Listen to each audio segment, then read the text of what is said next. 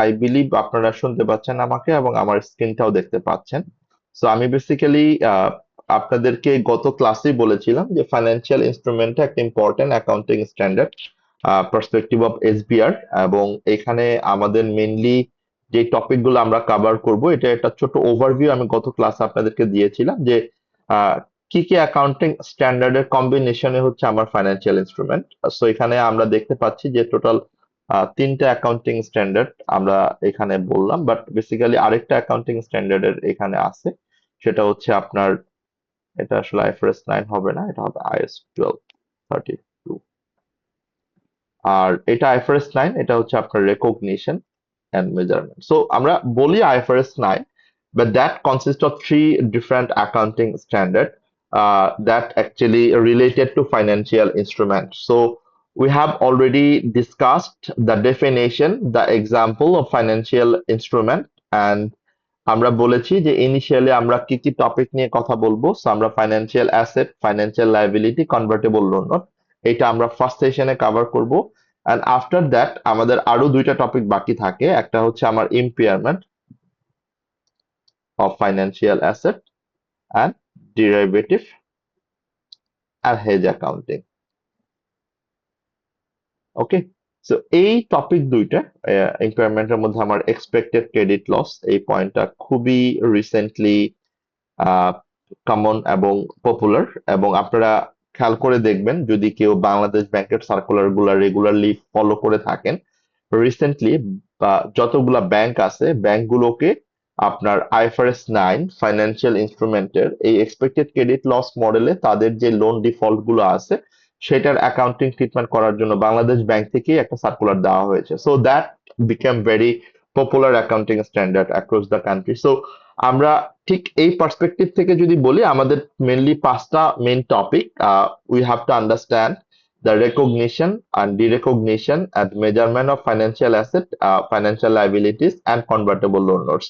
And after that, আমাদের next topic regarding financial instrument, that will be impairment and derivative and hedge accounting. So today we'll be completing our first major three portions, and tomorrow, like Saturday, we'll be covering the next part, like the expected credit loss thing and the hedge accounting and embedded derivative thing. So let's see, আমরা যে কথাটা বলছি গত ক্লাসে আমরা already আমাদের financial asset, financial liability, equity, এই সবগুলোর ডেফিনেশন কিন্তু আমরা গত ক্লাসেই কভার করেছি। সো আমি জাস্ট আজকে শুরু করতে চাই এই ডেফিনেশনের উপর বেস করে কিছু এক্সাম্পল আমরা এখানে নিয়ে আসি, কমন কিছু এক্সাম্পল।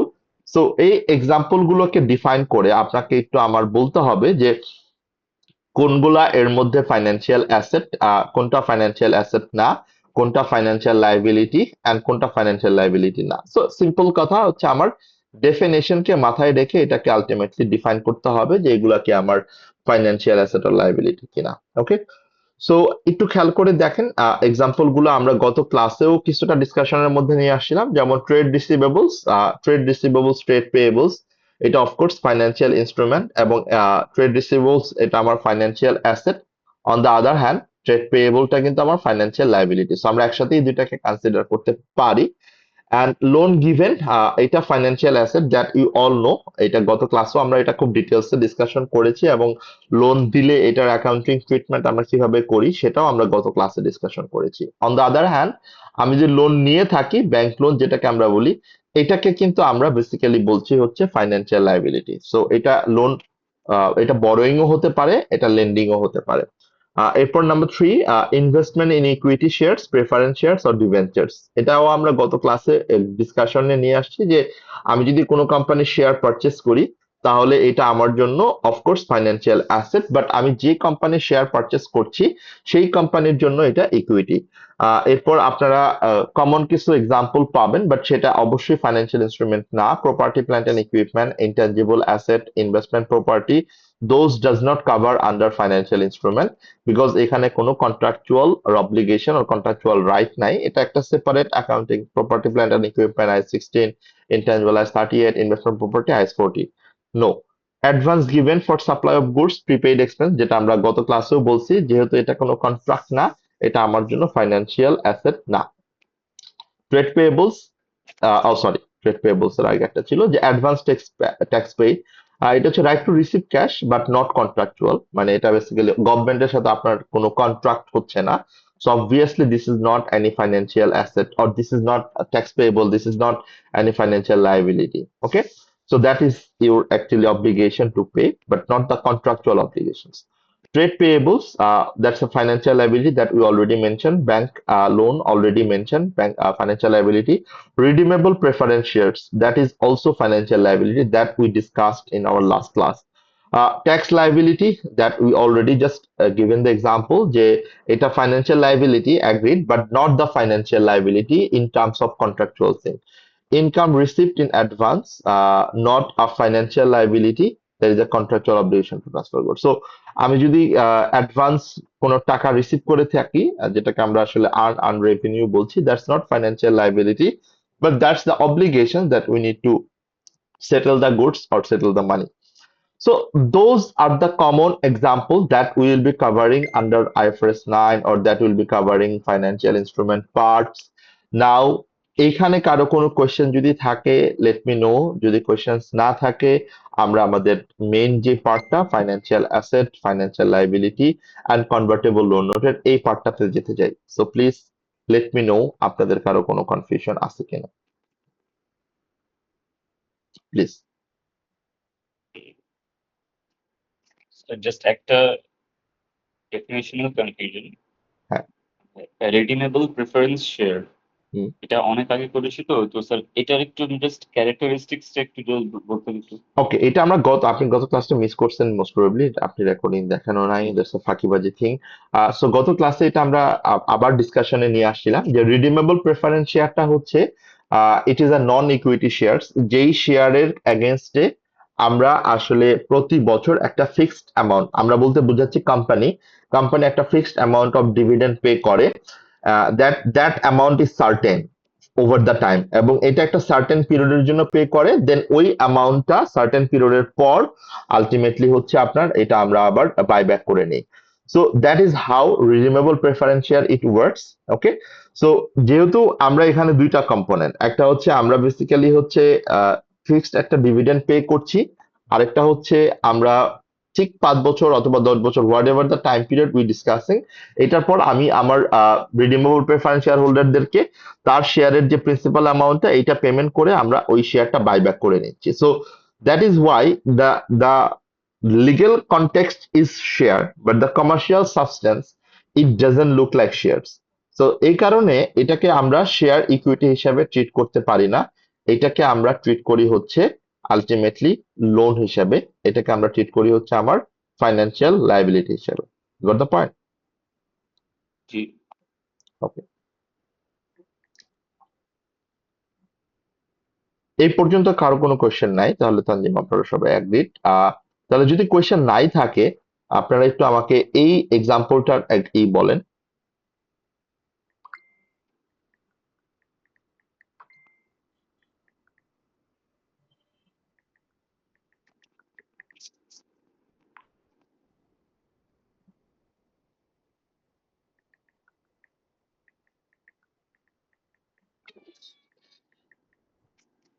ওকে, সো দেখেন এখানে আপনার যেটা আমরা যে এক্সাম্পল গুলোর কথা বলছিলাম, এটাই ওরা বলতেছে যে discuss weather this financial instrument should be classified as financial liabilities or equity in financial statements of coasters for the year ended 30 September 2023। তার মানে এখন আপনাকে বলতে হবে এই ইনস্ট্রুমেন্ট গুলো কোস্টারের financial liability or equity. Coasters wishes to purchase a new ride of Animation Galaxy theme park. Okay, that's agreed.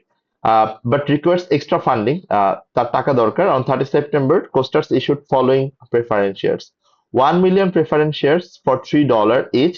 No dividend are payable. Coasters will redeem the preference shares in 3 years' time by issuing ordinary shares owed 3 million. The exact number of share issues will be based on their fair value of 30 September 2026। এখন খেয়াল করে দেখেন, এটা হচ্ছে first preference share. So preference share আমরা জানতাম যে অনেকগুলা ক্যাটাগরি হয়। সো 1 মিলিয়ন যে প্রেফারেন্স শেয়ার, এখন এইটাকে আপনি কি বলবেন, এটাকে কি আপনি লায়াবিলিটি বলবেন কিনা?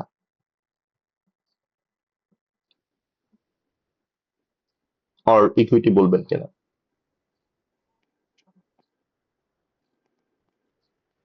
এখানে যেহেতু বলেছে redeem in 3 years time by right. Issuing ordinary shares, হুম।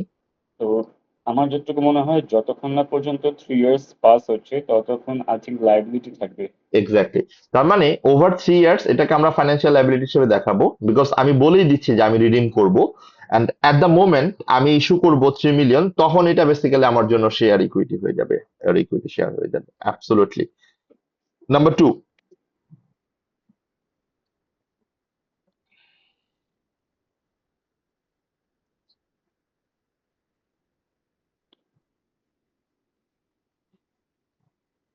এটা সম্পূর্ণটাই আই থিঙ্ক লাইবিলিটি হবে। 2 million preference shares, $2, $2.8, no dividend are payable. The preference shares will be redeemed in 2 years time by issuing 3 million ordinary shares.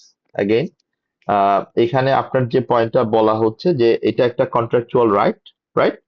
So সেই ক্ষেত্রে এটাও আপনাকে financial liability হিসেবে consider করতে হবে। Number 3, 4 million preference shares, $2.5, they are not mandatory redeemable। এই যে, so এইটা আপনাকে কি হিসেবে ট্রিট করতে হবে? এটা কি ফাইন্যান্সিয়াল লায়াবিলিটি? স্যার বলা তো যায় liability, because no. Preference share খেয়াল পুরোপুরি করে তো দেখেন। আমার অ্যাসেট তো না। নো নো নো, এইখানে পয়েন্টটা দেখেন, এটা কি ম্যান্ডেটরি রিডিমেবল কিনা? না। Not mental. আপনাকে বলেই দিচ্ছে যে এটা রিডিমেবল না, ম্যান্ডেটরি রিডিমেবল না, so this is not গনা cover under financial liability. Okay, so আমরা ঠিক যে কথাটা বলছিলাম আমাদের ডেফিনেশন অনুযায়ী এই কথাটা অলরেডি ডিসকাসড, এখানে আসলে নতুন করে কিছু বলার নাই। আহ, আমরা নতুন যে এক্সাম্পল গুলো কথা বলবো অথবা নতুন যে এক্সাম্পল গুলো নিয়ে আমরা ডিসকাশন করব সেটা completely related to the illustration, এবং সেই ইলাস্ট্রেশনের জন্য আমাদের কিছু ফাইন্যান্সিয়াল কিছু ডেফিনেশন অথবা ফাইন্যান্সিয়াল অ্যাসেটের কিছু রেকগনিশন, এগুলো একটু আমাকে ডিসকাশনে নিয়ে আসতে হবে। সো আমরা ফার্স্টে যেটা করি, আমরা আমাদের এই 3টা পার্ট আগে একটা একটা করে পার্ট আমরা শেষ করি, এবং এই পার্টগুলোর ম্যাক্সিমাম নলেজ আমি আবারও বলছি, আপনারা দেখতেই পাচ্ছেন it's coming from the quick revision thing, but still the maximum point that you have covered in your financial reporting paper, but still financial reporting এ কি করছেন অনেকদিন আগের ব্যাপার, ভুলে যাওয়াটা খুব স্বাভাবিক, বাট স্টিল একটু ট্রাই করবেন যে ফাইন্যান্সিয়াল রিপোর্টিং এর যে কথাগুলো আমরা বলছি এটা রিলেট করার জন্য, যে এটা আসলে কতটুকু কানেক্ট করে আপনার এসবিআর এর সাথে। সো আমরা ফার্স্টেই আসি ফাইন্যান্সিয়াল অ্যাসেট, এবং আমি একটা ছোট্ট এখানে আমি বলবো ডিসক্লেমার দিয়েই রাখবো আপনাদেরকে, সেটা হচ্ছে আমরা আমরা ফাইন্যান্সিয়াল অ্যাসেটের পার্সপেক্টিভটা যখন চিন্তা করব, মানে আমি ফাইন্যান্সিয়াল অ্যাসেটের পার্সপেক্টিভটা যখন বুঝবো, আমি সাইড বাই সাইড আপনাকে এটাও চিন্তা করতে বলবো যে ফাইন্যান্সিয়াল লায়াবিলিটিটা আসলে কিভাবে আপনি কনসিডার করবেন। মানে হচ্ছে, কেননা ফাইন্যান্সিয়াল অ্যাসেট আপনি যখন চিন্তা চিন্তা করতেছেন আপনার জন্য ফাইন্যান্সিয়াল অ্যাসেট, তাহলে ফাইন্যান্সিয়াল লায়াবিলিটি কিন্তু তার অপোজিট পার্সনের জন্য, রাইট? সো আপনি যদি ফাইন্যান্সিয়াল অ্যাসেট পার্টিসিপেট মেরর এফেক্ট, যে যদি আপনি ফাইন্যান্সিয়াল অ্যাসেটটা বুঝতে পারেন তাহলে অটোমেটিক্যালি ফাইন্যান্সিয়াল লায়াবিলিটিটা আপনি এমনিই বুঝতে পারবেন, because it's a vice versa thing.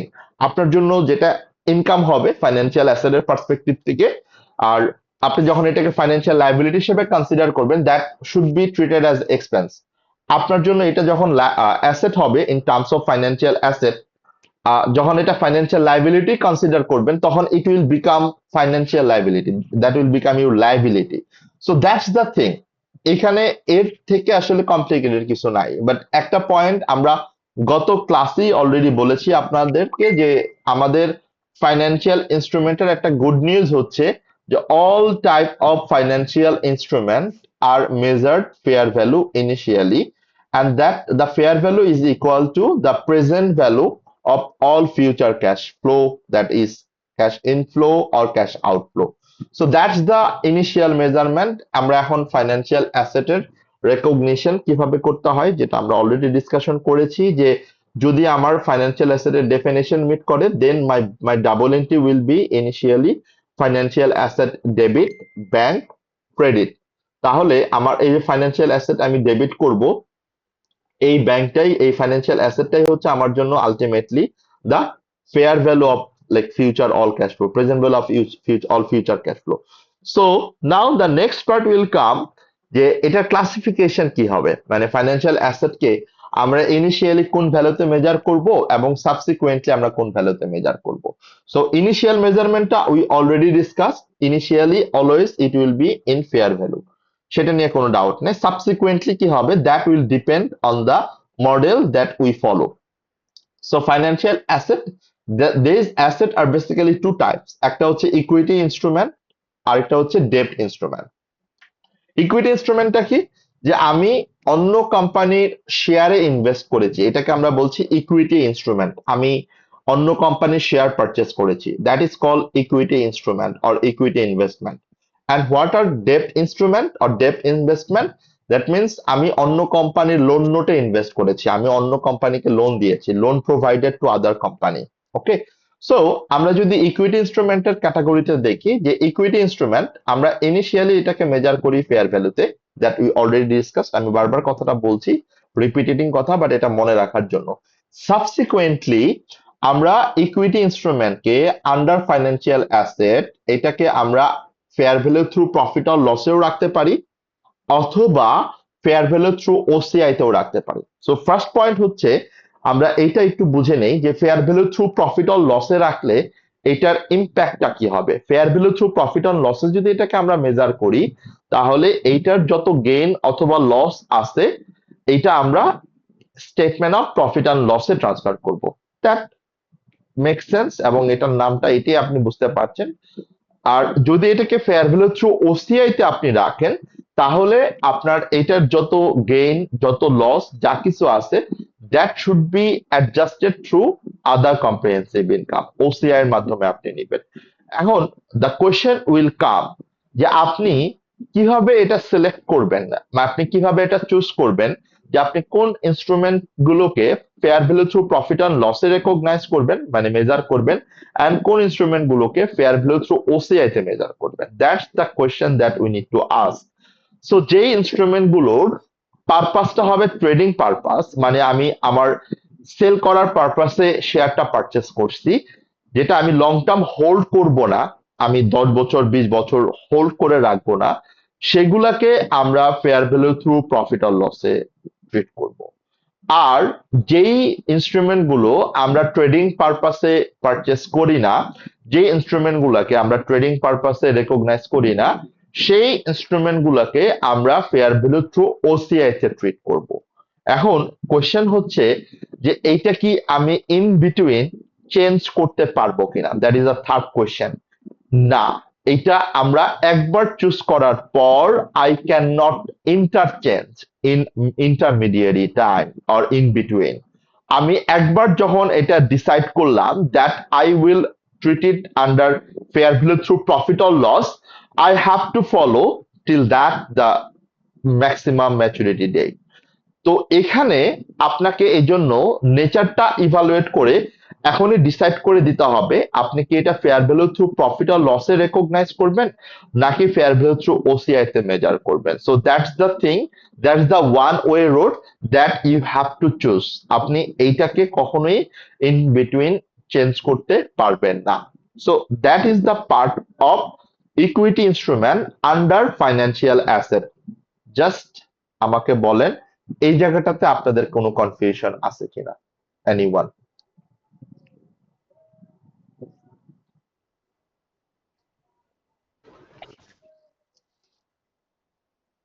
নাই? Okay, perfect. Now let's come to the ডেপ্ট ইনস্ট্রুমেন্ট।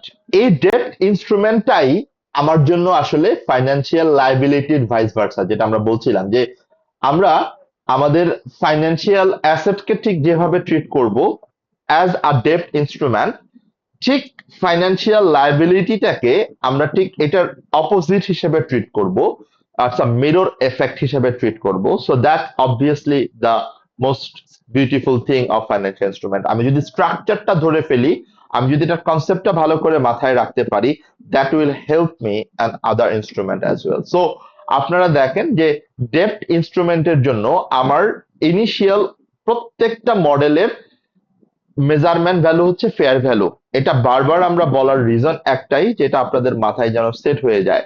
এখন এখানে খেয়াল করেন, এখানে ক্যাটাগরি কয়টা আছে? আমরা ইকুইটি ইনস্ট্রুমেন্টের জন্য ক্যাটাগরি দেখেছি মাত্র দুইটা, fair value through profit or loss, fair value through OCI. But এখানে খেয়াল করবেন, এখানে কিন্তু আপনার ক্যাটাগরি আরেকটা অ্যাড হয়েছে, in along with fair value through profit or loss or fair value through OCI and amortised cost model. তো এই অ্যামোর্টাইজড কস্ট মডেল, যেটা অ্যামোর্টাইজড কস্ট মডেলটাকেই আমরা সব থেকে ইম্পর্টেন্ট পয়েন্ট হিসেবে কনসিডার করি ইন ফাইন্যান্সিয়াল ইনস্ট্রুমেন্ট, কেননা এইটাই আমাকে সব থেকে বেশি হেল্প করে to understand our calculations, to evaluate, to illustrate our like exam important thing. And আপনাদের কোয়েশ্চেন সব থেকে বেশি আসার চান্স আসলে এইটার ইলাস্ট্রেশন থেকে, বাট স্টিল বাকি ইজি পয়েন্ট গুলো অনেক সময় আপনাকে এক্সপ্লেন করতে হয়। তো এখন আপনি এখানে এই টেবিলটা আগে দেখেন, তারপরে আমরা আমরা এই টেবিলের ডিটেলস ডিসকাশনটা করছি। আপনি দেখতে পাচ্ছেন যে আমরা fair value through profit and loss, এটা যদি ইনিশিয়ালি ফেয়ার ভ্যালুতে মেজার করি, সাবসিকুয়েন্টলি এটা ফেয়ার ভ্যালুতেই মেজার হবে, এবং এটার যে ডিফারেন্সটা, এটার যে গেইন অর লসটা, that will come under profit or loss statement. Fair value through OCI, এটাও সেম, এটাও আমার ইনিশিয়ালি ফেয়ার ভ্যালু, সাবসিকুয়েন্টলিও ফেয়ার ভ্যালু, বাট এটার যে গেইন অথবা লসটা হবে, মানে আমি আমার এটার কারণে যত ফেয়ার ভ্যালু গেইন অথবা লস আমি পাবো, সেই গেইন অথবা লসটা আমরা ওসিআই তে দেখাবো।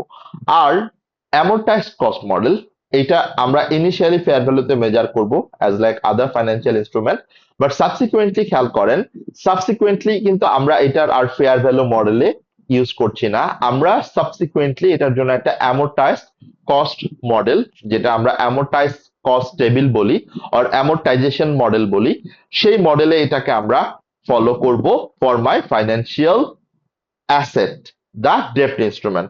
এখন মজার ব্যাপার হচ্ছে, আপনি যদি এখানে অ্যামোর্টাইজ টেবিলটা ভালো করে বুঝে যান, আপনার জন্য কিন্তু ফাইন্যান্সিয়াল লায়াবিলিটির জন্য অ্যামোর্টাইজ টেবিলটা একই রকম কনসেপ্ট হবে।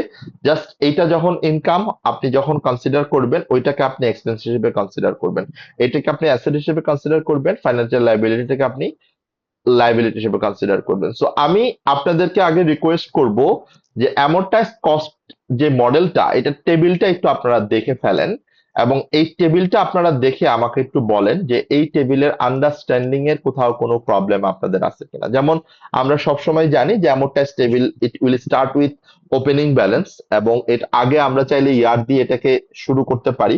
সো কলাম ইয়ার, ওপেনিং ব্যালেন্স, ইন্টারেস্ট, এবং অলওয়েজ রিমেম্বার এখানে দুই ধরনের ইন্টারেস্ট রেট দেওয়া থাকবে, একটা হচ্ছে ইফেক্টিভ ইন্টারেস্ট রেট, আর একটা হচ্ছে কুপন ইন্টারেস্ট রেট।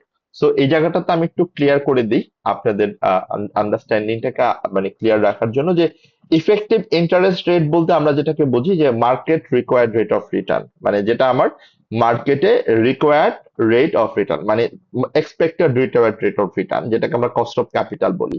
সো এক কথায় আমি ইফেক্টিভ রেট বলতে বলতে পারি যে এটা একটা মার্কেট রেট অফ রিটার্ন, যেই রেটে আমার আসলে রিটার্নটা দেওয়ার কথা, অথবা যে রেটে আমার রিটার্নটা পাওয়ার কথা, যে রেটে আমার ইন্টারেস্টটা রিসিভ করার কথা, এটাকে আমরা বলি ইফেক্টিভ ইন্টারেস্ট রেট। ওকে। আর কুপন রেট, যেটা আমার ওই ইনস্ট্রুমেন্টের গায়ে যেটা থাকে, ফেস ভ্যালুর সাথে যেটা থাকে, যেই রেটে আমার অ্যাকচুয়াল ক্যাশটা রিসিভ করি অথবা অ্যাকচুয়াল ক্যাশটা আমি পে করি। তার মানে এখানে আমি যদি বলি this is the accruals thing, মানে যে ইন্টারেস্টটা আমি অ্যাক্রু করব, আর this is the cash thing, মানে ক্যাশ রিলেভেন্ট ক্যাশ ফ্লো, যে ক্যাশটা আমি অ্যাকচুয়ালি রিসিভ করব অথবা অ্যাকচুয়ালি পে করব। তাহলে effective interest rate, that is our actual market rate, যেই রেটে আমার রিটার্নটা পাওয়ার কথা অথবা রিটার্নটা দেওয়ার কথা। আর কুপন রেট হচ্ছে যে রেটে আমি অ্যাকচুয়ালি ক্যাশটা রিসিভ করছি। সো এখানে খেয়াল করবেন যে ইন ফিউচারে যদি কখনো আপনার ডিসকাউন্টিং এর কনসেপ্টটা আপনি ডিসকাশন করেন, অলওয়েজ রিমেম্বার ওয়ান থিং, আমরা যখন ডিসকাউন্টিং কনসেপ্ট অ্যাপ্লাই করি, আমরা যখন আমাদের ফিউচার ভ্যালুকে প্রেজেন্ট ভ্যালুতে কনভার্ট করি অথবা প্রেজেন্ট ভ্যালুতে কে ফিউচার ভ্যালুতে কনভার্ট করি, we always use effective interest rate, যেটা আমরা অনেক সময় ইনক্রিমেন্টাল বরোয়িং রেটও বলে থাকি, যেটা আমরা অনেক সময় মার্কেট রেটও বলে থাকি, যেটা অনেক সময় আমরা রিকোয়ার্ড রেট অফ রিটার্নও বলে থাকি। So those are the concept. এখন আমরা এই কথাটা বলার জন্যই এতটুকু কথা বললাম যে ইফেক্টিভ রেট এবং কুপন রেট এই দুইটা কখনোই সেম না। আবার কিছু কিছু কোয়েশ্চেনে আপনি দেখবেন ইফেক্টিভ রেটও 10%, কুপন রেটও 10%। সেই ক্ষেত্রে আপনারা একটা জিনিস মাথায় রাখবেন যে আমার যেই রেটে মানে আমার টাকাটা পাওয়ার কথা, ওই রেটেই আমি আসলে টাকাটা পাচ্ছি। তো সেই ক্ষেত্রে এটা ক্লোজিং ব্যালেন্স এবং ওপেনিং ব্যালেন্স দুইটাই সেম হবে, মানে এটার ফিউচার ভ্যালু প্রেজেন্ট ভ্যালু আসলে ডিফারেন্স কিছু হবে না। সো এখানে আপনারা কলামগুলো দেখতে পাচ্ছেন যে opening balance, that is the financial অ্যাসেটের opening balance, effective interest rate that will be apply on opening balance. Always remember this thing, এটা সবসময় ইফেক্টিভ ইন্টারেস্টটা অলওয়েজ ওপেনিং ব্যালেন্সের উপর অ্যাপ্লাই হবে। ওকে, আর এরপরে আপনি স্যার যখন দেখতেছেন কুপন রেট, হ্যাঁ বলেন।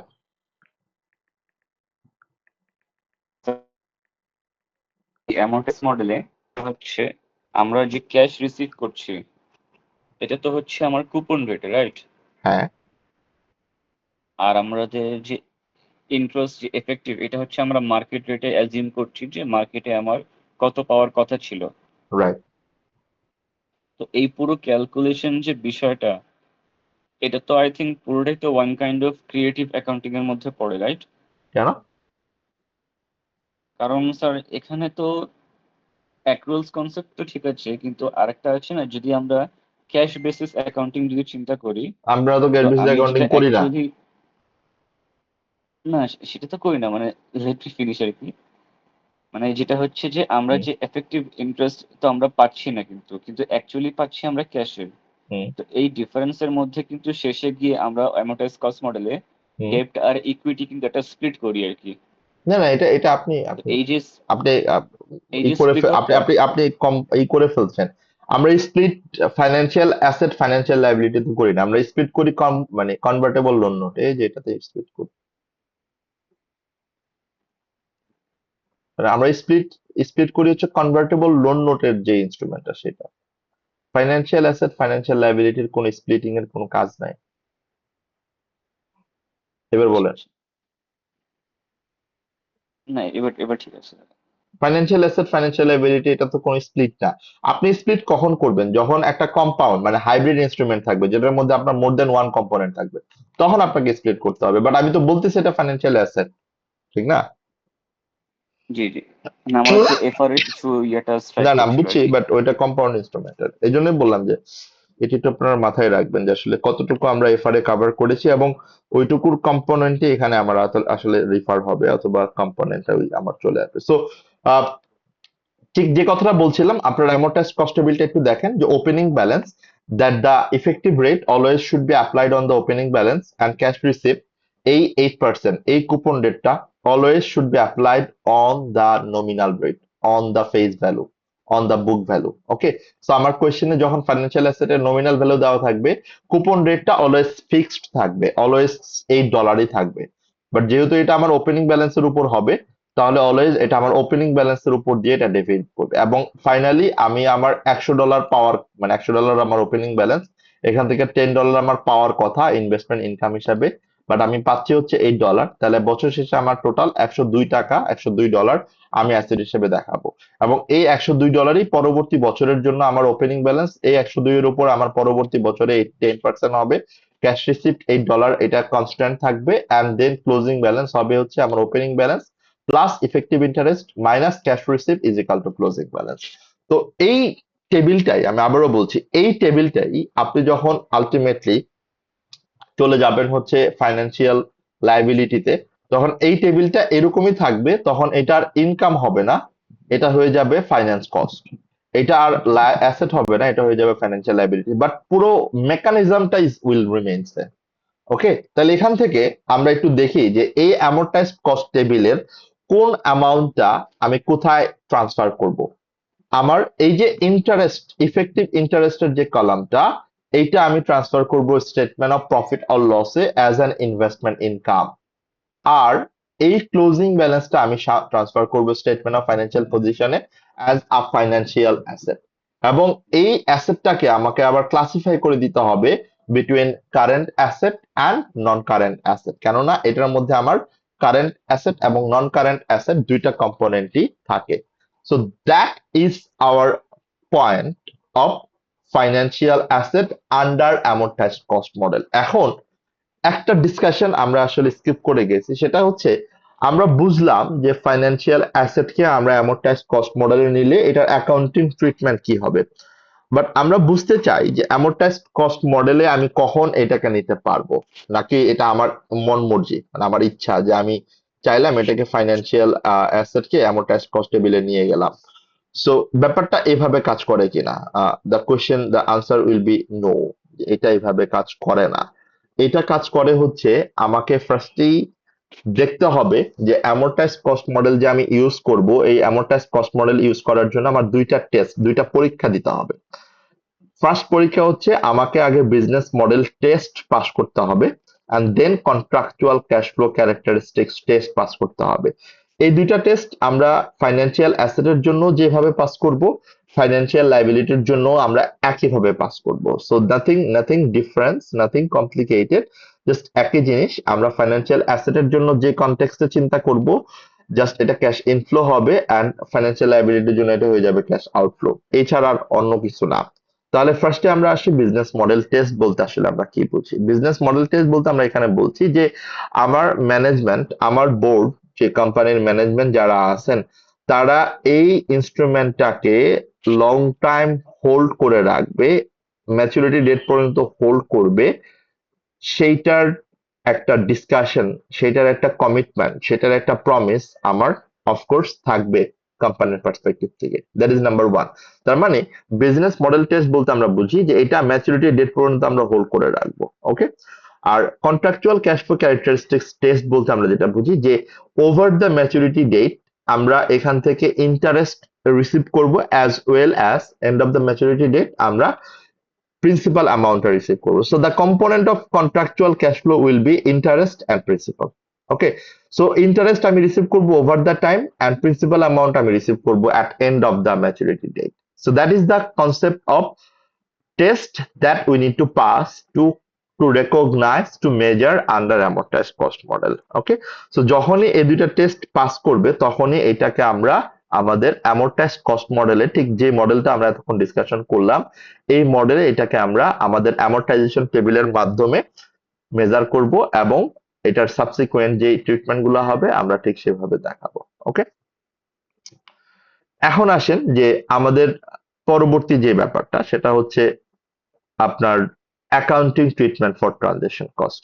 So accounting treatment for transaction cost, যেটা বেসিক্যালি হচ্ছে ফাইন্যান্সিয়াল অ্যাসেটের রিলেটেড। আচ্ছা, তার আগে এই পয়েন্টটা আমরা একটু জাস্ট কভার করে নিই। সেটা হচ্ছে বিজনেস মডেল টেস্ট, যেটা এটা বেসিক্যালি হচ্ছে, আমরা আবারও বলছি যে এটা ম্যাচুরিটি ডেটের মধ্যে না, মানে এটা হচ্ছে আমার ওই শেয়ারের যে মানে লং টার্ম যেটা, সেটা পর্যন্ত হোল্ড করবে, but not the till the maturity date. এটা 10 বছর পর্যন্ত হোল্ড করতে পারে, 5 বছর পর্যন্ত হোল্ড করতে পারে, নট ফর ট্রেডিং পারপাস, এক কথায় যদি বলি। বাট পরেরটার ক্ষেত্রে এটা একই সিমিলার মডেল, যে ফেয়ার ভ্যালু থ্রু ওসিআই তে আমি রাখতে পারবো তখনই যখন আমার এই মডেলটা পাস করবে। সো আলটিমেটলি দুইটার মধ্যে এই মডেলটা একই মডেল, বাট এই মডেলটা হচ্ছে আমার not till the maturity date, not holding till the maturity date, but not for the trading purpose. Now, transaction কস্টের যে কথাটা আমরা বলছিলাম, যে আমাকে আগে বুঝতে হবে যে ট্রানজাকশন কস্টটা কি আসলে।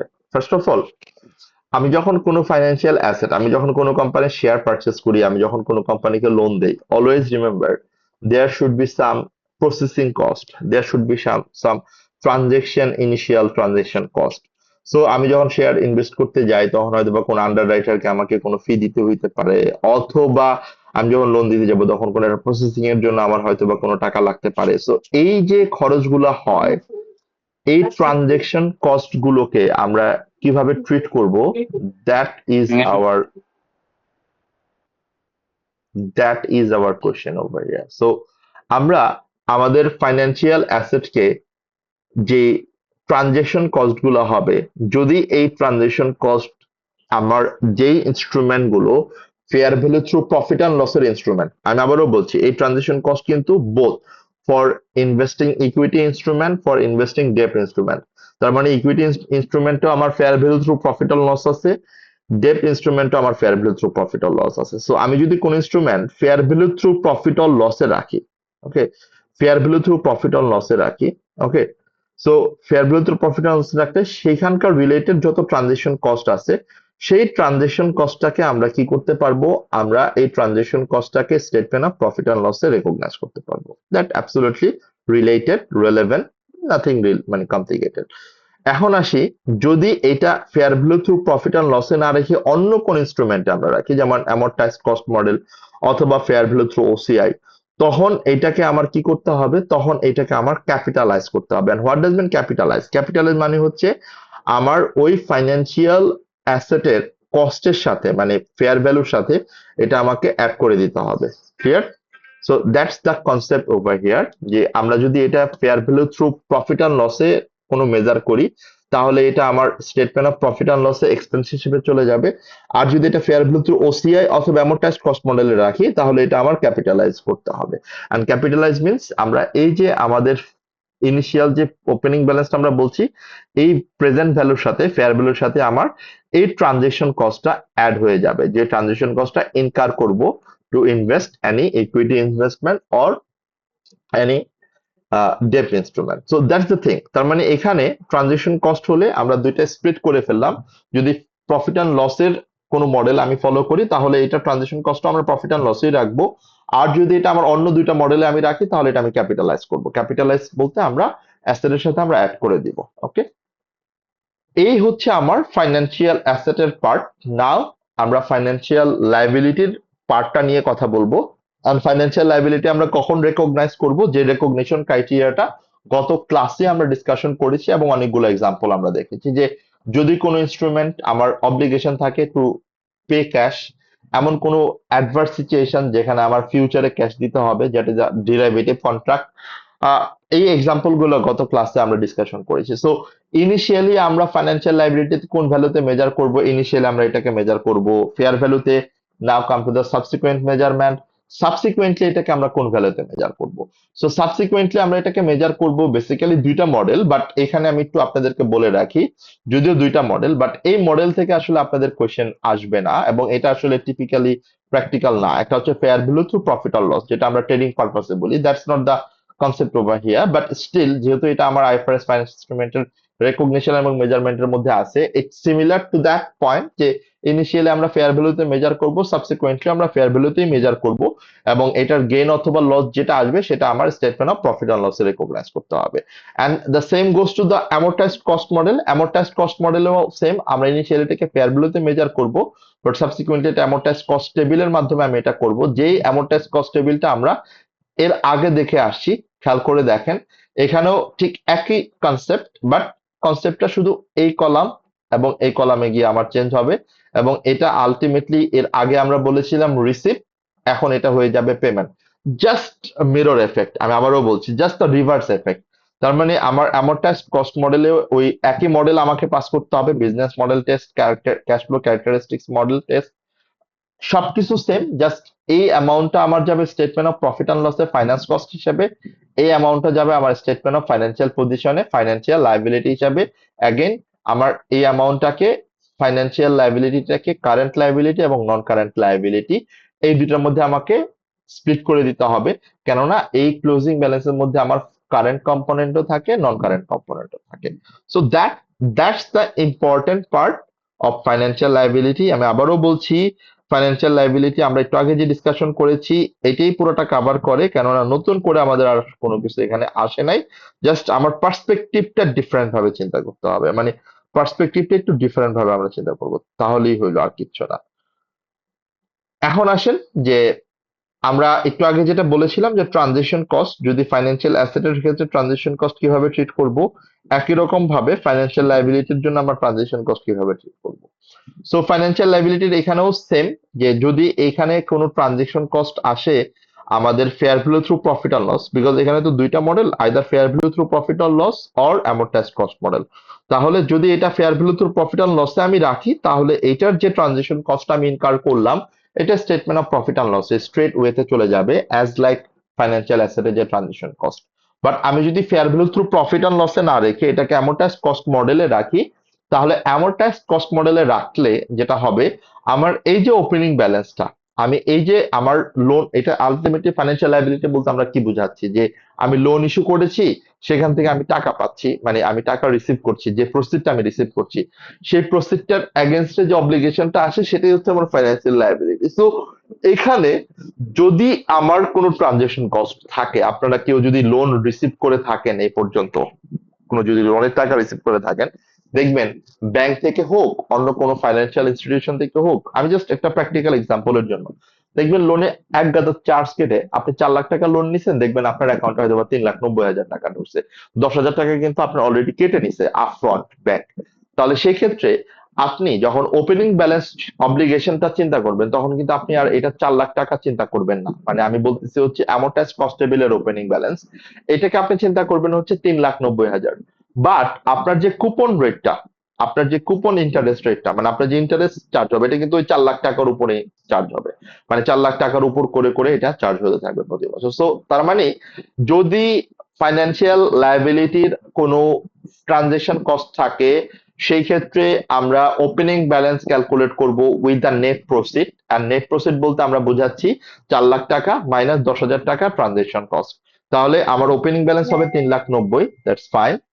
ওকে, বাট যদি এটা আলটিমেটলি আমার মানে কুপন রেটের কথা আমরা চিন্তা করি, যে আমার ইন্টারেস্ট পে করব আমরা কোন রেটে, সেটা always will be on the nominal value, face value, যেটা আমরা আগেও বলে আসছি।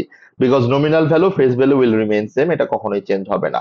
তার মানে এই পর্যন্ত আমরা যতটুকু পয়েন্ট ডিসকাশন করলাম, এই পয়েন্টগুলোতে আমরা থিওরিটিক্যাল পার্সপেক্টিভ থেকে ডিসকাশন করলাম। এটার কয়েকটা ইলাস্ট্রেশন টেস্ট টু আন্ডারস্ট্যান্ডিং যদি আমরা একটু করি, তাহলে হয়তো বা আমাদের কিছুটা ডিসকাশন মানে কানেক্টেড করার ট্রাই করলে আর একটু বেটার হবে। যে আমরা ফাইন্যান্সিয়াল অ্যাসেট, ফাইন্যান্সিয়াল এবিলিটি দুইটাই তো ডিসকাশন করলাম। এখন যেটাই হোক, প্রসিডিউর যেটাই আমরা ফলো করি না কেন, আমাদের ট্রিটমেন্টটা কিভাবে করব এইটা একটু আমরা দেখি। So illustration to loan issued at a discount. তার মানে আমি বেসিক্যালি হচ্ছে ডিসকাউন্টে লোন ইস্যু করেছি, মানে আমার এটা বেসিক্যালি ফাইন্যান্সিয়াল লায়াবিলিটি। সো সেই ক্ষেত্রে আমার ইনিশিয়াল রেকগনিশনটা নেট প্রসিড হবে, যেটা একটু আগে আমরা বললাম, ট্রানজাকশন কস্ট আমরা বাদ দিব। বাট নমিনাল ভ্যালুটার উপর আমরা ইন্টারেস্ট চার্জ করবো। সো আমরা একটু এক্সাম্পলটা, ইলাস্ট্রেশনটা ডিটেলসে দেখার ট্রাই করি। অ্যান্ড এটার যদি ক্যালকুলেশন করতে হয় আমরা করি, আদারওয়াইজ যদি অ্যান্সার দেখে আমরা ক্লিয়ার হয়ে যাই, এখানে খুব বেশি কমপ্লিকেটেড না আসলে ব্যাপারটা। On 1st January 2021, James issued a loan note with $50,000 nominal value. তার মানে nominal value হচ্ছে $50,000. The loan note was issued at a discount of 16% of nominal value. এই যে 16% আমি ডিসকাউন্ট দিলাম, that's the transaction cost. The cost of issue was 2,000. That is another. Interest 5% of nominal value is payable annually in arrears. এখানেও একটা important point আছে, সেটা হচ্ছে ইন্টারেস্টটা কি এরিয়ারে দেওয়া হয় নাকি ইন্টারেস্টটা আপনি অ্যাডভান্স পে করেন। আমরা জানি অ্যাপারেন্টলি নেচারটা হয় হচ্ছে মোস্ট অফ দ্য ফাইন্যান্সিয়াল ইনস্ট্রুমেন্টের ইন্টারেস্টটা এরিয়ারই হয়। বাট যদি এটা অ্যাডভান্স হয়, তো একটা জিনিস একটু মনে রাখবো আমরা, যদি অ্যাডভান্স হয় তখন ওপেনিং ব্যালেন্সের পরে চলে আসবে ইন্টারেস্টের এই পেইড এর কলামটা অথবা রিসিপ্টের কলামটা, অ্যান্ড এই সেকেন্ড কলামটা চলে যাবে আমার থার্ড কলামে। তার মানে আমার অলওয়েজ রিমেম্বার, যদি আমি অ্যাডভান্স পেমেন্ট করি, যেমন আমি যদি এখানে সিনারিওটা বলি, আমি যদি অ্যাডভান্স পেমেন্ট করতাম, তাহলে 1,000 টাকা থেকে আমি $100 মাইনাস করার পর যে $900 থাকতো, তার উপর আমি ইন্টারেস্টটা চার্জ করতাম। যেহেতু এটা আমার এরিয়ার পেমেন্ট, তার মানে আগে আমার ইন্টারেস্ট চার্জ হবে, তারপরে ইয়ার এন্ডে পে হবে। সো এই পয়েন্টটা একটু খেয়াল করব সবসময় এক্সাম্পল যখন আমরা ইলাস্ট্রেশন গুলা, এক্সাম কোয়েশ্চেন গুলা যখন পড়বো। যদি কিছু বলে না দেয় তাহলে always remember consider that will be in এরিয়ার। বাট যদি আপনাকে বলে দেয় যে এটা এরিয়ার, তাহলে এরিয়ার। যদি বলে দেয় অ্যাডভান্স, তাহলে এটা অ্যাডভান্স। এরপরে আসেন, the bond must be redeemed on 1st January 2026। তার মানে 5 বছরের জন্য অ্যাট এ প্রিমিয়াম অফ 4611। তার মানে 5 বছর পর আমাকে শুধু $50,000 দিলে হবে না, 50,000 এর সাথে আরো $4,611 দিতে হবে। এন্ড মজার ব্যাপার খেয়াল করে দেখেন, এখানে আমার কুপন রেট হচ্ছে 5%, এই যে যেটা যেটা আমার নমিনাল ভ্যালুর উপরে দেওয়া থাকে, আর ইফেক্টিভ রেট হচ্ছে আমার 12%। তার মানে এটা আমার কোয়েশ্চেনে দেওয়া থাকবে, আমার এটার জন্য আলাদা করে কোনো কনসার্ন চিন্তা করতে হবে না। এখন আমার কোয়েশ্চেন হচ্ছে, ইনিশিয়ালি আমি আমার ফাইন্যান্সিয়াল লায়াবিলিটি কত ভ্যালুতে রেকর্ড করব।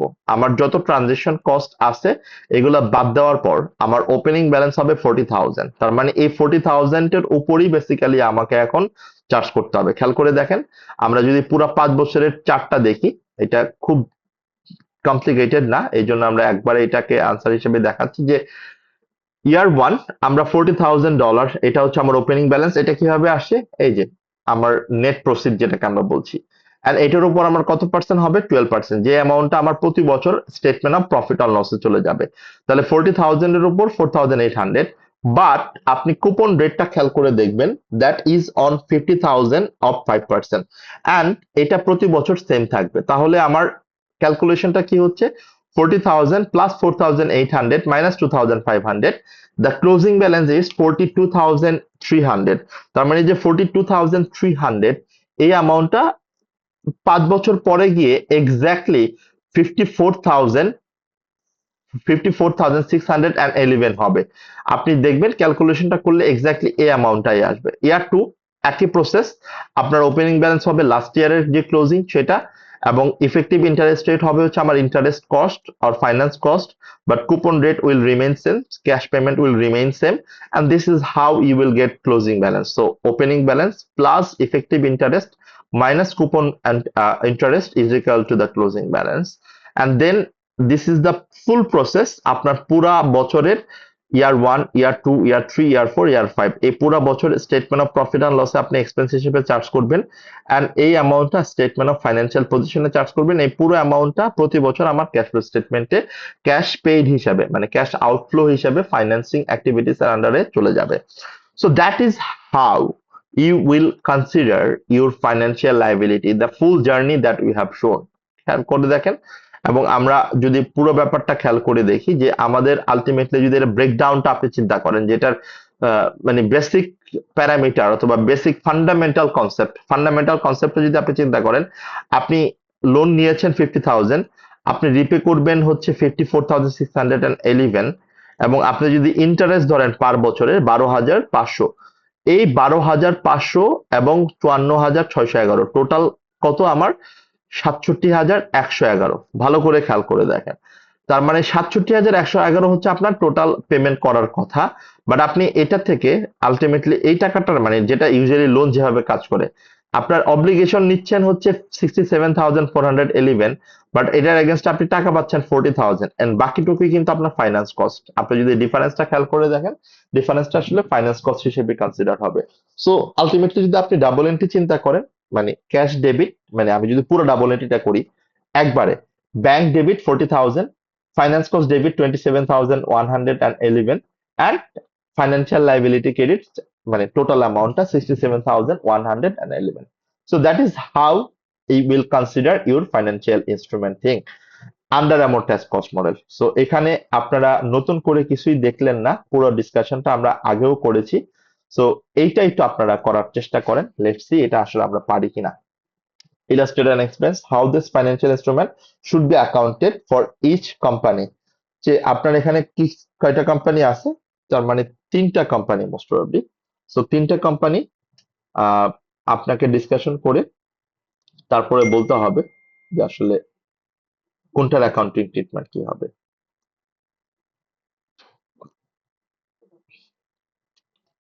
Hoy raised finance on 1st January 2021 by the issue of 2-year 2% bond. 2% হচ্ছে আমার কুপন রেট, nominal value হচ্ছে $10,000, it was issued at discount of 5%। আমি আবারও বলছি that's a issue cost, and এটার পরেও যদি আমার আর কোনো ট্রানজিশন কস্ট থাকে সেটাও আমাকে আলটিমেটলি কনসিডার করতে হবে, and is redeemable at a premium of 1075। Issue cost can be ignored, এখানে আপনাকে ইস্যু কস্ট ইগনোর করতে বলতেছে, বাট স্টিল আমরা এটার যে 5% ডিসকাউন্ট সেটা বাদ দিয়েই আমরা কনসিডার করব opening balance. The bond has an effective rate of interest 10%, এবং ইফেক্টিভ রেট হচ্ছে আমার 10%। তাহলে খেয়াল করে দেখেন এটা আলটিমেটলি আমার কমপ্লিকেটেড কিছুই না, জাস্ট অ্যাজ ইট ইজ আমরা একটু আগে যেভাবে করলাম 10,000, এটার উপর 5%, that is 500।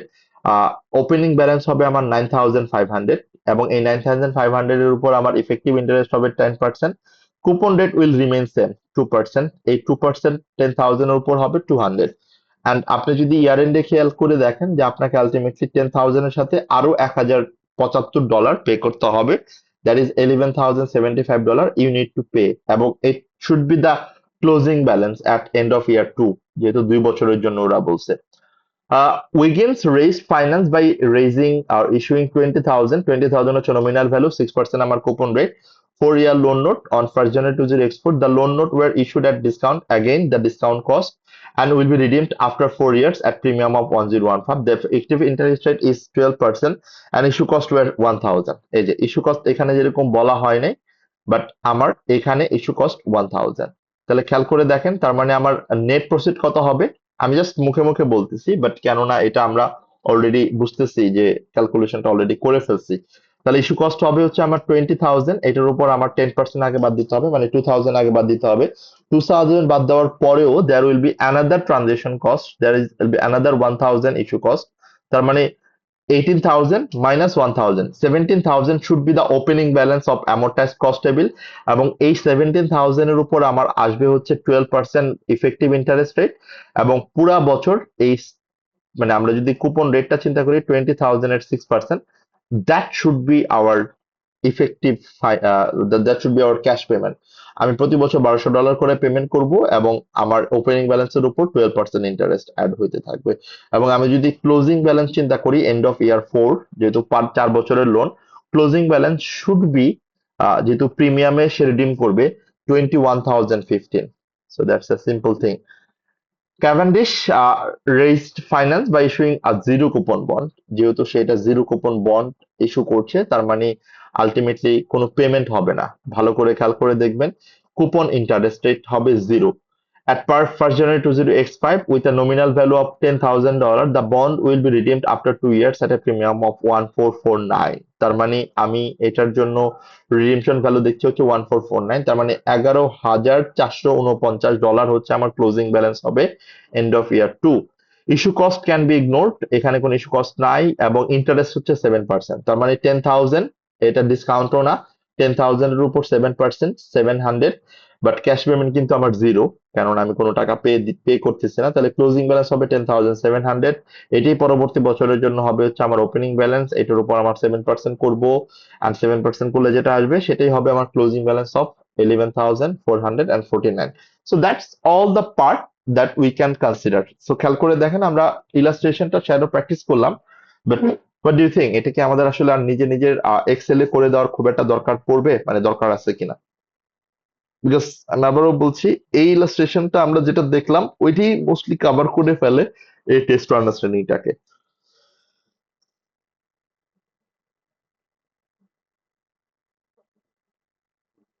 Okay, so agreed, এখানে কোনো সমস্যা নাই, ঠিক আছে। এরপর আমরা টেস্ট আন্ডারস্ট্যান্ডিং 3টা একটু দেখি, যে আসলে আমার ফেয়ার ভ্যালু প্রফিট এন্ড লসের ব্যাপারটা কিভাবে ট্রিট করতে হবে। সেকেন্ড, এখানে খুব বেশি কমপ্লিকেটেড কিছু নাই, বাট এটা একটু আপনারা দেখে নিতে পারেন যে অনেক সময় আমার প্রেজেন্ট ভ্যালুটা দেওয়া থাকবে না, তো যদি দেওয়া না থাকে সেই ক্ষেত্রে আমরা কিভাবে বের করব। Discuss the accounting treatment of liability at 31st December 2021, যে ফাইন্যান্সিয়াল লায়াবিলিটি কত হবে 31st December 2021 A. 1st January 2021, McGrath issued a financial liability for its nominal value of $10 million.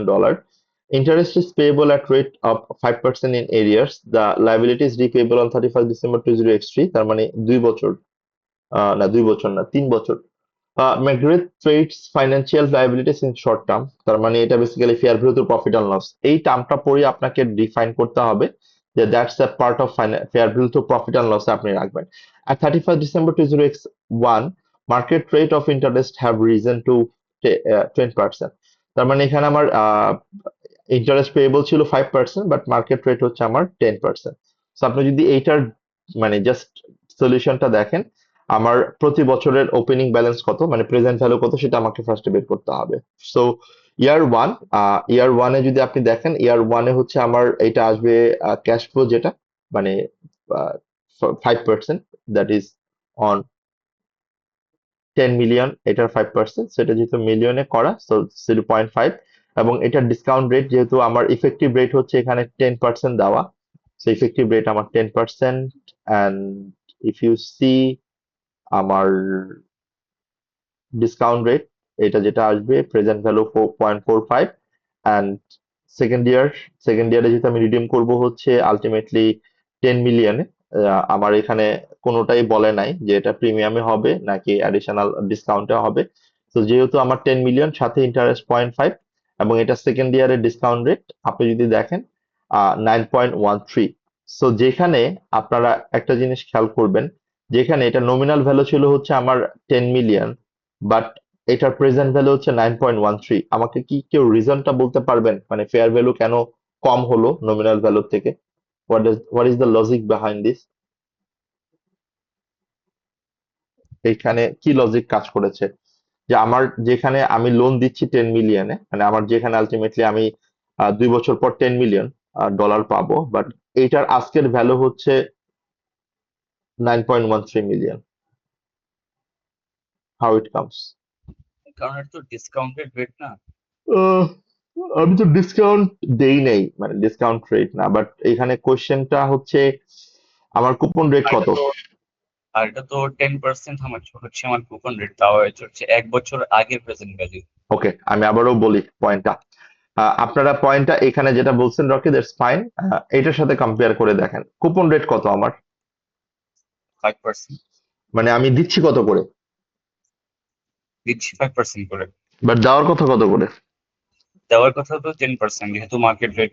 ওকে, তাহলে এখন এখন আপনি এটা ডিসকাউন্টিং করতেছেন কোন রেটে, 10% না 5%-এ? মানে ডিসকাউন্টিং করছি আমি তখন 10%। 10%-এ, মানে আমরা জানি অলরেডি যে এটা ইফেক্টিভ রেটে ডিসকাউন্টিং করতে হয়। তার মানে কোয়েশ্চেনটা হচ্ছে আপনার লোন হোল্ডারকে দেওয়ার কথা 10%, বাট আপনি দিচ্ছেন কত পার্সেন্ট করে প্রতি বছর? 10%। তাহলে এখন কোয়েশ্চেন হচ্ছে এটার কারণে এটার প্রেজেন্ট ভ্যালু বাড়বে না কমবে? সো অলওয়েজ রিমেম্বার প্রেজেন্ট ভ্যালুর সাথে ইফেক্টিভ রেটের রিলেশনশিপটা অলওয়েজ রিভার্স রিলেশনশিপ।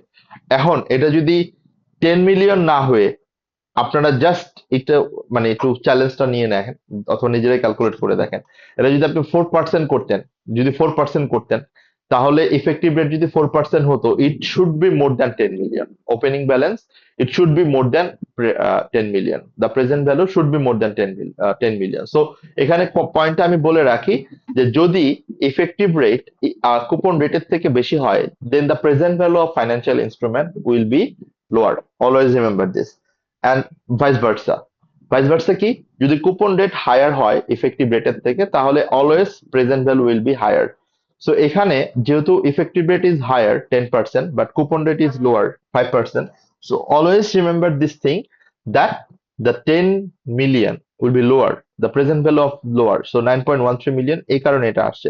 এখন এটার ডাবল এন্ট্রি আপনি কিভাবে করবেন? So, যেহেতু আপনার লাইবিলিটি আপনি কমে যাচ্ছে, আপনি যখন লোন ইস্যু করেছেন, সো যেহেতু এটা কমে যাচ্ছে ইয়ার এন্ডে, কমে যাওয়ার কারণে আলটিমেটলি আপনার ডাবল এন্ট্রি কি হচ্ছে, ফাইন্যান্সিয়াল লাইবিলিটি ডেবিট, অ্যান্ড যতটুকু কমে গেছে ততটুকু আপনার স্টেটমেন্ট অফ প্রফিট অন লসে ক্রেডিট করে দিতে হবে।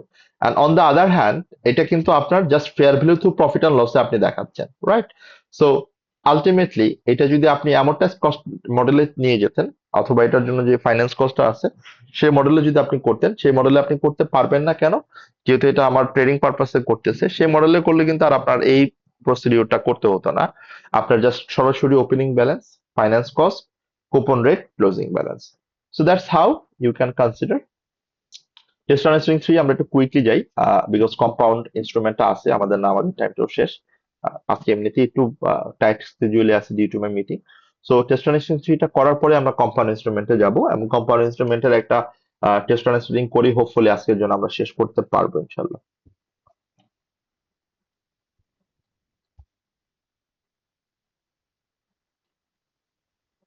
একটু দেখেন টেস্ট রান সুইং 3টা।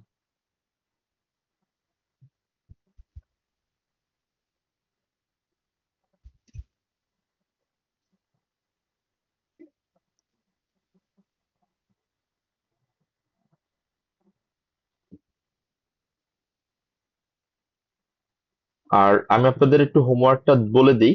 হোমওয়ার্ক হচ্ছে ক্যাপলান স্টাডি টেক্সটের হোমওয়ার্ক অন ফাইন্যান্সিয়াল ইনস্ট্রুমেন্টের।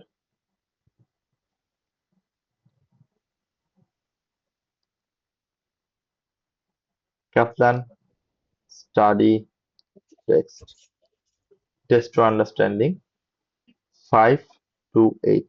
হ্যাঁ, বিকজ 5 to 8 এই পুরোটাই হচ্ছে আমাদের এতক্ষণ যে ডিসকাশন গুলো করছিলাম সেটারই থিওরিটিক্যাল ইলাস্ট্রেশন। সো 9 থেকে হচ্ছে আমার ইম্পেয়ারমেন্ট লস শুরু হবে, টেস্ট আন্ডারস্ট্যান্ডিং এর পয়েন্টটা।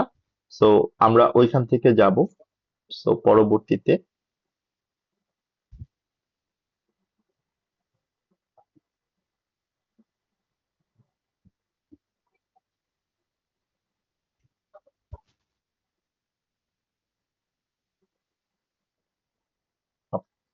সো টেস্ট 3টা আমরা যেটা দেখছিলাম, এটা বেসিক্যালি হচ্ছে আপনাকে ফেয়ার ভ্যালু থ্রু ওসিআর যে ব্যাপারটা সেটার কথাটাই বলছে, অথবা profit and loss.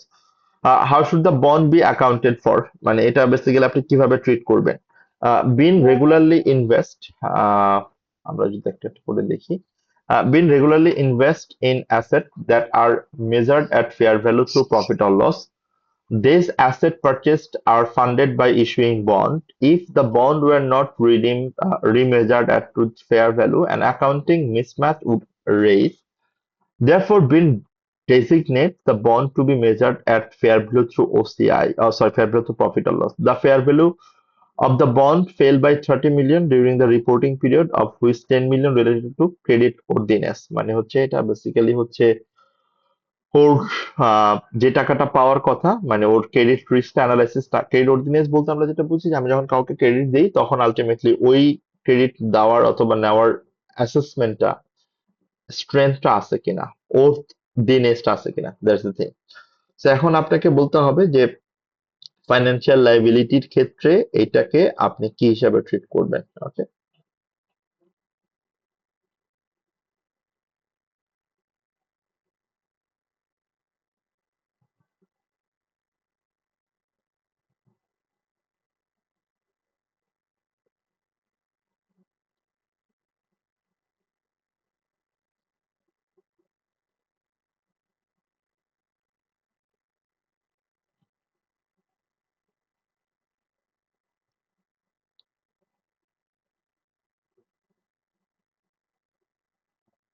First of all fair value কতটুকু কমছে ফাইন্যান্সিয়াল এই অ্যাসেটের? কমেছে 30 মিলিয়ন। সো ফাইন্যান্সিয়াল লাইবিলিটির ভ্যালু যেহেতু কমে গেছে 30 মিলিয়ন, তাহলে আমার লাইবিলিটি কমে যাবে 30 মিলিয়ন, রাইট? এই যে একটু আগে আমরা যে ডাবল এন্ট্রি দেখছিলাম, তাহলে ডেবিট হবে ফাইন্যান্সিয়াল লাইবিলিটি, রাইট? এখন কোয়েশ্চেন যেটা আসে সেটা হচ্ছে পুরো 30 মিলিয়নই কি আমার প্রফিট অ্যান্ড লসে ক্রেডিট হবে? That's the question. না, আমার যতটুকু হোল্ডিং ততটুকু হবে আই গেস। এখানে এই লাইনটা ভালো করে দেখেন যে the fair value of the bond fell 30 million during the reporting period, of which 10 million related to Ben's credit worthiness. তার মানে এখানে 10 মিলিয়ন হচ্ছে বেসিক্যালি, যদি আমরা বলি মানে যেটা ওর ওর্দিনেস এর কারণে, মানে এটা হচ্ছে ওর ক্রেডিট রিস্কের কারণে হয়েছে, ওন ক্রেডিট রিস্ক। ওকে, এই পয়েন্টটা একটু আমরা মানে মানে একটু পয়েন্টটা একটু লিখেই রাখি, যদি এরকম হয় আসলে এটা যদি একটা ad hoc point, if any financial liability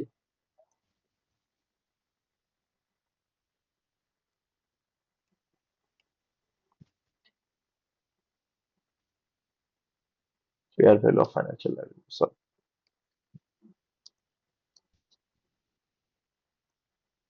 reduced due to own credit risk, এইখানে যেটা আসছে ক্রেডিট worthiness। ওকে, যদি কোনো ফাইন্যান্সিয়াল লাইবিলিটির ফেয়ার ভ্যালু তার নিজের ক্রেডিট রিস্কের জন্য অ্যারাইজ করে, দেন দ্য লস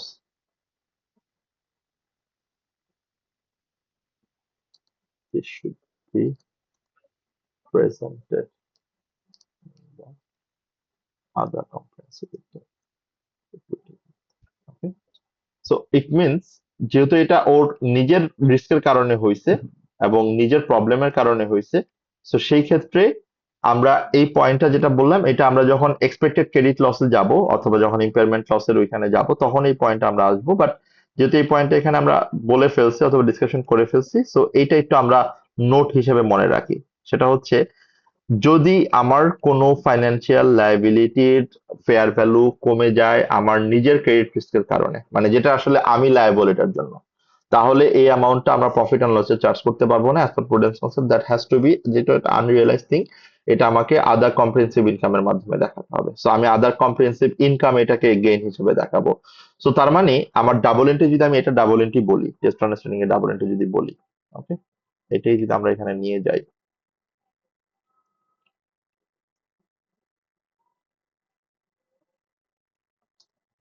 জাস্ট খেয়াল করেন আমি যদি এটাকে ডাবল এন্ট্রি হিসেবে নট রেমিটেড, তাহলে আমার ফাইন্যান্সিয়াল লায়াবিলিটি কমে গেছে কত?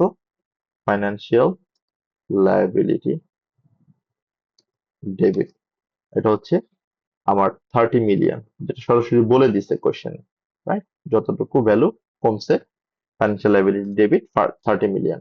এখন ক্রেডিট কি হবে সেটা হচ্ছে আমার কোয়েশ্চেন। যতটুকু আমার ওন পারপাসে মানে ওন ক্রেডিট রিস্কের কারণে হয়েছে এইটুকু যাবে আমার other comprehensive income, that is own credit risk.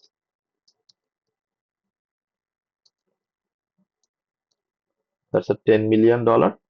আর বাকিটুকু আমি দেখাবো হচ্ছে স্টেটমেন্ট অফ প্রফিট অ্যান্ড লসে, credit $20 million. That's it.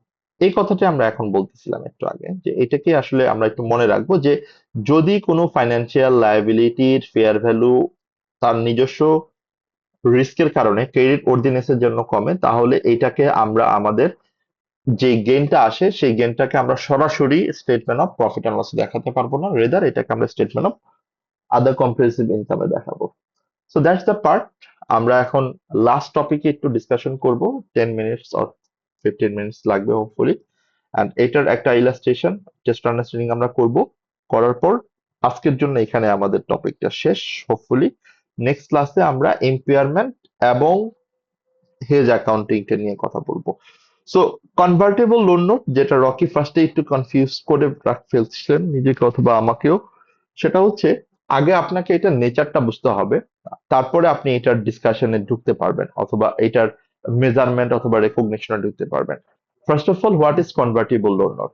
Convertible loan note হচ্ছে it's a hybrid instrument, it's a compound instrument, ও অনেক সময় এটাকে আমরা কম্পাউন্ড ইনস্ট্রুমেন্টও বলি। যে ইনস্ট্রুমেন্টের মধ্যে কম্পাউন্ড মানে কি, যে যেটা মোর দেন ওয়ান কম্পোনেন্টকে কম্বাইন করে অথবা মোর দেন ওয়ান কম্পোনেন্টকে এটাকে অ্যাড করে। তাহলে এখানে আমরা কনভার্টেবল লোন নোট বলতে বোঝাচ্ছি যে যেই ইনস্ট্রুমেন্টটা যেটার মধ্যে more than one component actually employed or more than one component is actually included, সেটাকে আমরা বলতেছি কনভার্টেবল লোন নোট।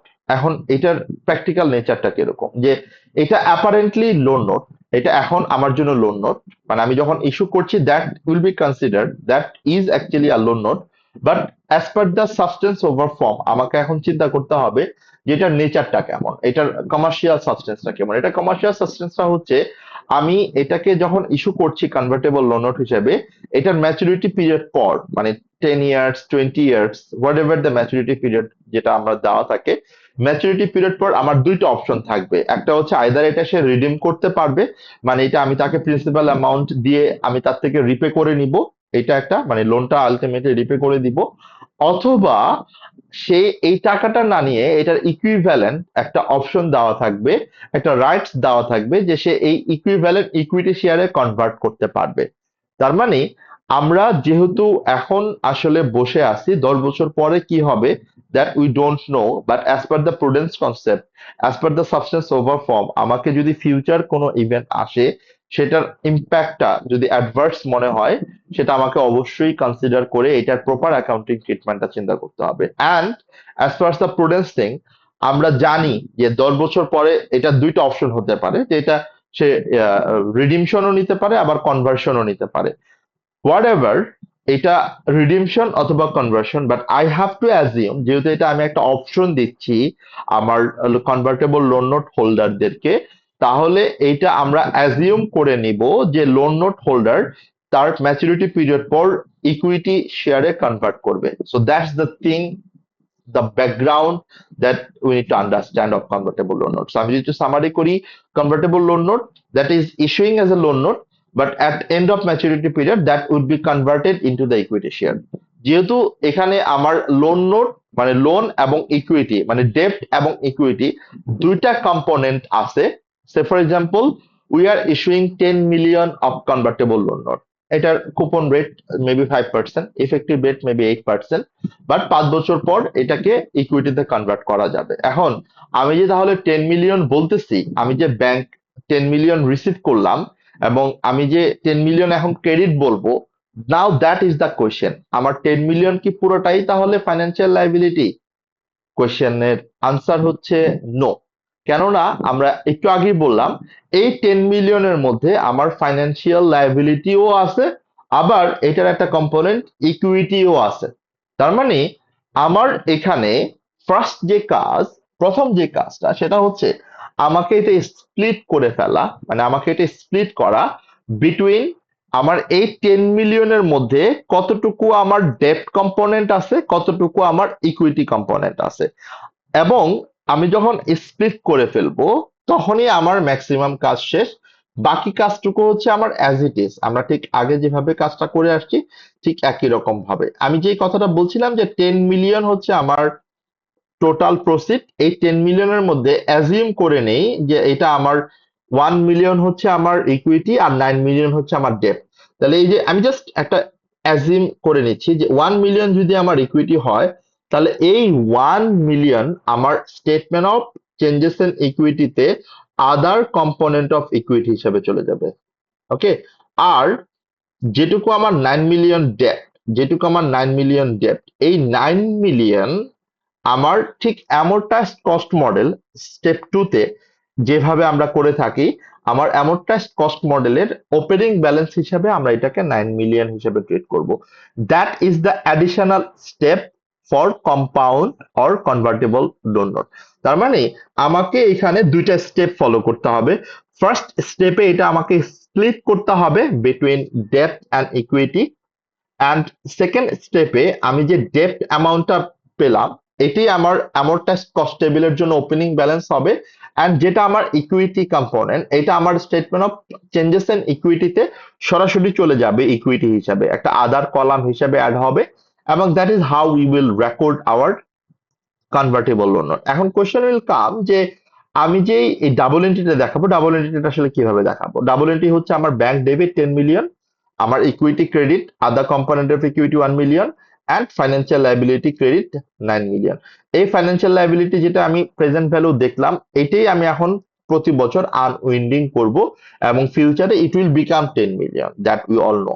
সো এখন এই পয়েন্টটাই আমরা এখন ডিসকাশন করব একটা ইলাস্ট্রেশনের মাধ্যমে, যে আমরা স্টেপ 1 এ এটা কিভাবে প্রেজেন্ট ভ্যালুতে কনভার্ট করব, আমরা কিভাবে আমার প্রেজেন্ট ভ্যালু অফ ডেপ্ট বের করব। সো প্রেজেন্ট ভ্যালু অফ ডেপ্ট বের করার ইজি মেথড হচ্ছে আমাকে ফার্স্টই বের করতে হবে যে আমার প্রতি বছর এইটার রেসপেক্টিভ ক্যাশ ফ্লো কত। তার মানে স্টেপ 1 হচ্ছে আমার ওই প্রেজেন্ট ভ্যালুটা বের করা। ঠিক একটু আগে আমরা যে ইলাস্ট্রেশনটা দেখছিলাম যে ইন্টারেস্ট প্লাস প্রিন্সিপাল। তো এখানে একটা ছোট জিনিস আমরা এখানে নিয়ে আসার ট্রাই করছি যে আমাদের মানে জাস্ট একটা ছোট কনভার্টেবল লোন নোটের কথা যদি বলি, যে 10 মিলিয়ন 5% হচ্ছে আমার কুপন রেট, অ্যান্ড 7% হচ্ছে আমার ইফেক্টিভ রেট। ওকে, সো আপনি যদি এখানে খেয়াল করেন যে আমার 5% যদি কুপন রেট হয়, তাহলে স্টেপ 1 আমার কি হবে? স্টেপ 1 এ হচ্ছে আমার ক্যাশ ফ্লো হিসাবে এই 5% ক্যাশ ফ্লো হিসাবে আসবে, এবং 5 বছরের জন্য যেহেতু, তার মানে আমার 5 বছরের প্রেজেন্ট ভ্যালু এটা আমাকে বের করতে হবে, এবং ডিসকাউন্ট ফ্যাক্টরটা হবে কিন্তু আমার ইফেক্টিভ রেটের, যেটা আমরা অলরেডি জানি। তাহলে এই ডিসকাউন্ট ফ্যাক্টরটা কিভাবে আমরা ক্যালকুলেট করি? এই যে এইটার ফর্মুলাটা আমরা এখানে জানি যে 1 plus r to the power minus n, এবং এখানে আর সমান সমান হচ্ছে ইফেক্টিভ ইন্টারেস্ট রেট, এন সমান সমান হচ্ছে number of year. So we all know how to present it. And এরপরে আমরা দেখব যে আমার ক্যাশ ফ্লো প্রতি বছর ইয়ার 1, ইয়ার 2, ইয়ার 3, ইয়ার 4, বাট ইয়ার 5 এ গিয়ে কিন্তু আমার প্রিন্সিপাল প্লাস ইন্টারেস্ট দুইটাই হবে। So 10 million plus 500,000। এখন আমি যদি দেখি আমার টোটাল যে প্রেজেন্ট ভ্যালু ইয়ার 1, ইয়ার 2, ইয়ার 3, মানে কিউমুলেটিভ যে present value, that is coming 9.17 million. তাহলে এই যে 9.17 মিলিয়ন, এটাই হচ্ছে আমার প্রেজেন্ট ভ্যালু অফ ডেপ্ট, যেটা আমার ফাইন্যান্সিয়াল লায়াবিলিটি হিসাবে অ্যামোর্টাইজড কস্ট মডেলের ওপেনিং ব্যালেন্স হিসেবে যাবে। আর এই যে 820,000 যে অ্যামাউন্টটা, এটি আমার এই স্টেটমেন্ট অফ চেঞ্জেস ইন ইকুইটির share capital, share premium, revaluation reserve, retained earnings, other component of equity হিসাবে নতুন একটা কলাম অ্যাড হবে, যেই কলামে আমার এই অ্যামাউন্টটা চলে যাবে। খেয়াল করে দেখেন। অ্যান্ড আপনি যদি খেয়াল করেন যে দুইটাকে অ্যাড করলে exactly it will become $10 million, কেননা এটাই ফেস ভ্যালু, এটাই nominal value of convertible loan note. তাহলে এটা হচ্ছে আমার স্টেপ 1। তাহলে স্টেপ 1টা আমরা কি করতেছি? স্টেপ 1 এ আমরা রেলেভেন্ট ক্যাশ ফ্লো গুলো আইডেন্টিফাই করছি, এবং রেলেভেন্ট ক্যাশ ফ্লো গুলোকে আমরা স্পেসিফিক ডিসকাউন্ট রেট দিয়ে আমরা এটাকে প্রেজেন্ট ভ্যালুতে কনভার্ট করতেছি। এন্ড স্টেপ 2 তে আমরা কি করব? Just amortised cost model. Amortised cost model আমরা কিভাবে করব? অ্যামোর্টাইজড কস্ট মডেল হচ্ছে জাস্ট সিম্পলি আমার যে অ্যামাউন্ট অফ ফেয়ার ভ্যালু আসলো, প্রেজেন্ট ভ্যালু অফ ডেপ্ট, সে অ্যামাউন্টটার উপর আমার 7% হবে ওপেনিং ব্যালেন্সের উপর, এবং ইন্টারেস্ট যে পেমেন্টটা কুপন রেটটা এটা অলওয়েজ 500,000ই হবে, দেন দিস ইজ ক্লোজিং ব্যালেন্স। এবং সাইডে আপনি দেখেন আমি এখানে এটাও বোঝানোর চেষ্টা করেছি যে আমার স্টেটমেন্ট অফ প্রফিট অ্যান্ড লসে প্রতি বছর কতটুকু যাবে, and statement of financial position আমার কতটুকু যাবে। So statement of profit and লসে আমি যদি দেখি আমার প্রতি বছর আলটিমেটলি যাবে হচ্ছে 642,597। বাট এখানে এখানে এই পয়েন্টটা বলার একটা কারণ হচ্ছে যে আমরা কুপন রেটটা মাইনাস করে দিয়েছি, এটার কারণটা এটাই যে এখানে একটা কথা ওরা বলছে যে এই লাইনটা যদি আপনি দেখেন যে 10 million one the proceed of 10 million okay 5% interest paid has been charged to finance cost, মানে হচ্ছে এটা অলরেডি সে ফাইন্যান্স কস্ট হিসেবে চার্জ করে ফেলছে। তো যেহেতু ফাইন্যান্স কস্ট হিসেবে চার্জ করছে এই অ্যামাউন্টটা, ইউজুয়ালি আমরা কি জানি এই পুরো অ্যামাউন্টটা স্টেটমেন্ট অফ প্রফিট অ্যান্ড লসে চার্জ হয়। এটা যায় হচ্ছে স্টেটমেন্ট অফ প্রফিট অ্যান্ড লসে, এন্ড এটা যায় হচ্ছে স্টেটমেন্ট অফ ফাইন্যান্সিয়াল পজিশনে, that we all know. But এখানে আবার কোশ্চেনে বলে দিছে যতটুকু কুপন রেট পে করা হয়েছে, মানে যতটুকু কুপন পে করা হয়েছে ততটুকু আমার statement of profit and loss already charge হয়ে গেছে। তাহলে যতটুকু চার্জ হয়েছে ওইটুকু তো অলরেডি রেকর্ডেড, তাহলে বাকিটুকু আমাকে চার্জ করতে হবে, দ্যাটস ইট। সো এই হচ্ছে আমার স্টেটমেন্ট অফ প্রফিট অ্যান্ড লসের part. And statement of financial পজিশনে এই যে অ্যামাউন্টটা, এটা আমরা আগেও বলেছি, এই অ্যামাউন্টটা আসছে হচ্ছে ঠিক এইভাবে। এই অ্যামাউন্টটার মধ্যে আমার কারেন্ট লাইবিলিটিও আছে, আমার নন কারেন্ট লাইবিলিটিও আছে। এখন কারেন্ট লাইবিলিটি আমি কিভাবে বের করছি, আমার এই দুইটার যে ডিফারেন্সটা, এই ডিফারেন্সটা হচ্ছে আমার কারেন্ট লাইবিলিটি। এখানে খেয়াল করে দেখেন এই দুটোর যে ডিফারেন্সটা এটা হচ্ছে আমার কারেন্ট লাইবিলিটি। অ্যান্ড আমি যখনই এই অ্যামাউন্টের মধ্যে কারেন্ট লাইবিলিটি পেয়ে যাই, আমি আমার টোটাল লাইবিলিটি থেকে কারেন্ট লাইবিলিটি যদি বাদ দিই বাকিটুকু আমার non current liability. So that is a simple structure of statement of financial position, কিভাবে আমরা এটাকে প্রেজেন্ট করব।